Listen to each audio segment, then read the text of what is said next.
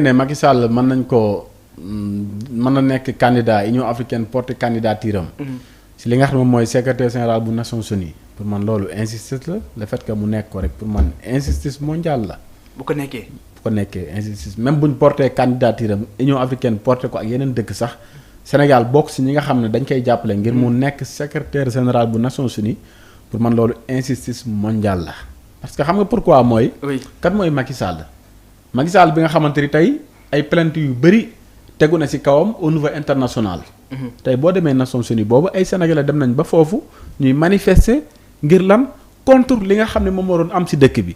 parce que dañu jàpp ne Macky Sall dafa nekkoon benn nit boo xamante ne nii maanaam benn dictateur la. ba pare di gouverner ci dictature. léegi sénégalais yi jug di xeex loolu noonu mu jàpp leen di leen tëj ci kaso bi di leen bundu xataal. di rey ñi plus de 80 et quelques personnes ñu ñàkk seen bakkan ci diir bu gàtt comprendre nga. ñu ne yow dëkk bi nga xam ne moom nga jiite woon bi nga fi jógee gouvernement bi ñëw nee nañ kat dañu seetlu ne ay milliers et de milliers de milliards yoo xamante ni da nga ko leboon te alors que xaalis boobu dafa disparaître maanaam da nga leb bor boo xamante ne ni dugaloo ko fi nga ko war a dugal. yaa ngi dégg. ñu sàcc lu bëri ressources naturelles ñu caxatee ko lu nekk ñu def ko fi. mais kooku noonu pour man wax dëgg yàlla. warul mën a am benn légitimité mondiale pour war a nekk secrétaire général bu Nations Unies parce que nag secrétaire général bu Nations Unies du lu ndaw. du lu ndaw parce que Nations Unies dafa nekk loo xam dëkk yëpp ñoom ñoo ko bokk. effectivement comprendre nga. pour man ki ñu fay fal war na nekk koo xamante ne nii déjà dëkkam bu fekkee daf ko jotoon na maanaam dafa nekkoon président de la république nekkoon ancien président. war nañu mën a xool dëkkam bi nga xam ne jiite woon na ko lan si ban anam la ko jiite woon lan la fa def est-ce que bàyyi na fay scandale. mais tey Macky Sall jërul ngay nekk sénégalais pour xam ni mu doon gouverner Sénégal. jërul ngay nekk sénégalais pour xam ba xam est-ce que bi ay sénégalais génn di manifester pacifiquement da leen a tirer ay balles réelles waaw wala déet. est-ce que dafa am plus de 2000 personnes yoo xamante ni da leen tëjoon ci kaso bi waaw wala déet. pour man loolu soxlawul ngay nekk sénégalais pour xam ko parce que loolu àdduna bi yëpp jot nañ ci. parce que sénégalais yi partout ci diaspora bi. muy Allemagne muy France muy Italie muy ba ci Amérique États-Unis maanaam dëkk yëpp ay sénégalais génn nañ fa ñu manifester pour di wane li nga xam ne loolu moo doon xew ci dëkk bi jamono di ko dénoncer. pour niveau international ñu wax ci. ba tey gis nga lu bëri bu ko Macky Sall deful. parce que international bi aussi ñoom dafa am rôle bu ñu ci suyee Nations Unies googu c'est parce que bu ma juumal seen secrétaire général. déplacé woon na bu ñëw xaw ma am na bindoon na lettre pour wax ci. te soo fàttalikuwee sax am na manifestation yi nga xamante ne amoon na ca États-Unis moom laa doon wax boobu Macky Sall ñu waroon ko jox benn prix. bu jógee ci Mo Ibrahim. waaye bi manifestation yi commencé. gars yi génnee vidéo yi. pour ne pas perdre leur crédibilité. Mo Ibrahim dañu delluwaat ginnaaw. bien sûr et loolu dafa nekk benn tache bu noire boo xamante ne tey jii dem ba ay sénégalais sax doon signé ay pétition. exactement parce que lan moo ko waral mooy sénégalais doon lancé ay pétition di ko signé polémique parce que li ko fa yóbbu woon. prix la woon. mais bi gars yi commencé seen ay manifestations. ñu gis exactement la réalité des manifestations. blessés yi ay doomu aadama ñàkk ci seen bakkan. dérive yi nga xamante ne am na. pour leur crédibilité ñoom tamit du ñu jël yenn risques yi di ko octroyer à une personnalité te alors que dama gis ne aussi su côté boobu maanaam même kii bi moom mooy taxawaat mooy que ne tey bu fekkee dem nañ ba union africaine ne dañuy porter la candidature de Macky Sall pour man boobaa aussi les sénégalais mën nañu def ay pétition comme ni ñu ko defee woon ñu lancer pétition signé ko muy wane ne sénégalais yi kat actuellement d'accord Macky Sall doomu aadama la sénégalais la africain la nit ku am dignité la maanaam dañ naan dignité humaine war nañu mën a respecter àq yelleefam war na mën a jiite ONU mais nag bala mu koy jiite d'abord na delluwaat réewam ñu càmbar anam bi mu yore woon réewam dañ ko tuumaal ci ay dossiers yoo xamante ne nii ma nga fa woon dañ ko porter plainte dossiers yoo xam ne ba léegi mi ngi ci table procureur moo xam procureur bu kii Abdou Karim Khan moo xam procureur Sénégal ak dëkk bu mën di nekk. nañu saytu dossier yooyu noonu. ñu xool liñ ko doon tuumaal lan la ci def est-ce que nit ñi nga xam ne da leen a rey lan moo ci responsabilité am est-ce que moom moo doon joxe ordre ak bu ñu reyee nit ñi lan moo tax moom en tant que président de la République taxawul woon mu freiner loolu ngir mu bañ a continuer. c'est parce que pour man. pour man ONU pour bañ a perdre seen crédibilité comme ni ko Mamour waxee. pour man il faut ñoom d'abord ñu taxaw ci loolu noonu. mais tamit ce qu'il faut savoir mooy que Macky Sall day bénéficier d'un bon carnet d'adresses internationales. et d'un soutien potentiel de plusieurs organisations africaines waaye tamit au niveau international. parce que quoi qu'on puisse dire Macky Sall am na carnet d'adresse. am na tamit diplomatie xëy na au plan diplomatique am na ñu bëri ñi nga xam ne leen xëy na ay link comme ni nga koy waxee yu mën a porter sa candidature. waaw mais non adduna bi moom xoolal gis nga ay link gars yi ñuy wax ay mooy Ibrahim ay Macky def nañ ko lii gis nga adduna bi xoolal yow Abdourahmane. oui yoroon boo yoree ay milliards. tey mën nga bokk ci xoolal organisation bu la neex mën nga fa bokk. parce que gars yi organisation yu bëri souvent xam nañ ni ñuy doxee. du ay question que nit ko am crédibilité wala dara. du question ko dara parce que amal ay milliards. pour man loolu la.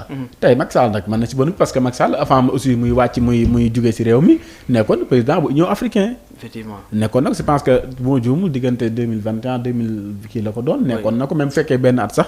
nekk na président bu Union africaine. déjà kooku noonu dafay am benn tijjeeku. au niveau international. waaw comprendre nga. léegi déjà am na tijjeeku boobu noonu. léegi nag. am na ko loolu kenn carnet d'adresse boobu noonu kenn waxtu ko. mais est-ce que am na crédibilité bi bu fekkee dañu xool rek la personne crédibilité ci nit doomu aadama ak ni mu yore woon réewam. est-ce que Macky Sall am na crédibilité boobu noonu ngir war a diriger maanaam kii yu mel noonu waaw wala déet. pour man foofu la débat bi nekk. te am na tamit beneen facteur bi nga xamante ne fàtte nañ ko. oui il y a eu un avocat bi nga xamante ne am na la liberté de ton et d'expression. muy Juan Branco. qui a porté un combat. au niveau international. bien sûr dem na saisir des institutions yi nga xamante ne dañuy yëngatu ci lépp luy jëm ci wàllu droit des humains et ce truc. et loolu ce qu'il faut savoir mooy day nekk traitement boo xamante ne du gaaw. mais ak lu mu guddi ñoom dinañ leen génne benn résultat boo xamante ne dinañu joxe seen propre appréciation. c'est-à-dire aujourd'hui il y a des facteurs yi nga xamante ne day indi impact. En l'encontre de l'ancien président de la République.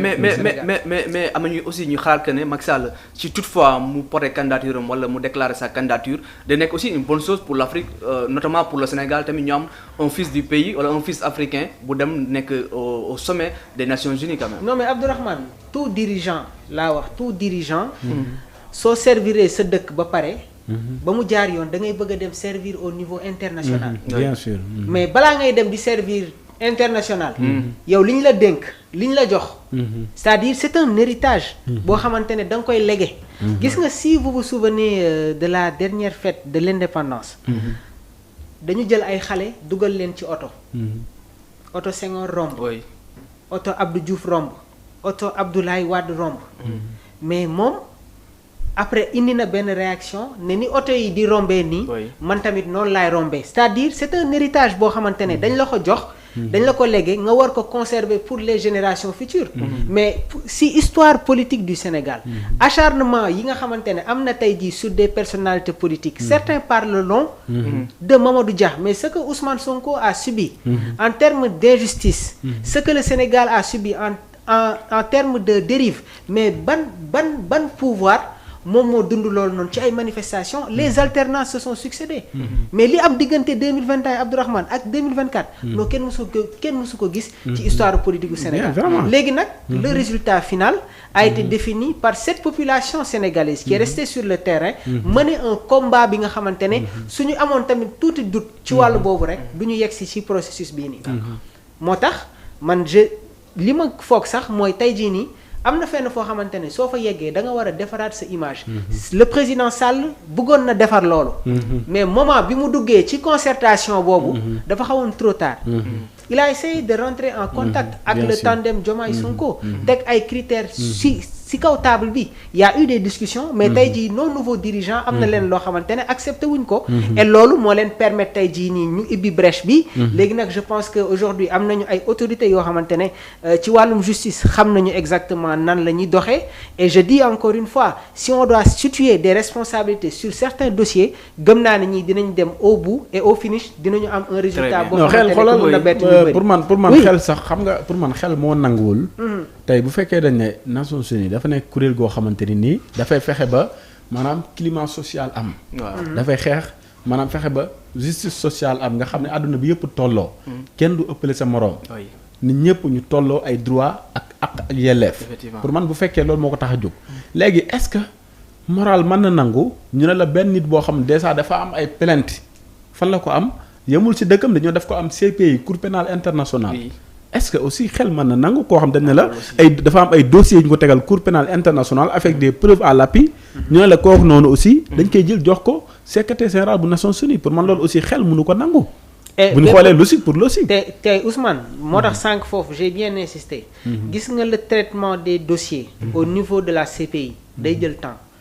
du liggéey boo xamante ne dañ koy def fast track. am na ay yenn dossiers yoo xamante ne jébbaloon nañ ko waa CPI. je parle pas du cas Juan Branco. mais il y a d'autres présidents yi nga xamante ne tey jii nii on avait introduit le dossier jël na temps et au finish on a eu un résultat vraiment bi nga xamante ne tey jii arrangé wu leen. très bien et c'est ça la réalité. am na yeneen présidents yoo xamante ne actuellement ils ont des peines. Qu'est-ce qui se passe en France? Il y a un président boo xamante ne actuellement. Il est surveillé. Il a été condamné. Il est sous résidence. sous bracelet électronique. léegi nag le problème mooy gis nga dans ces pays-là.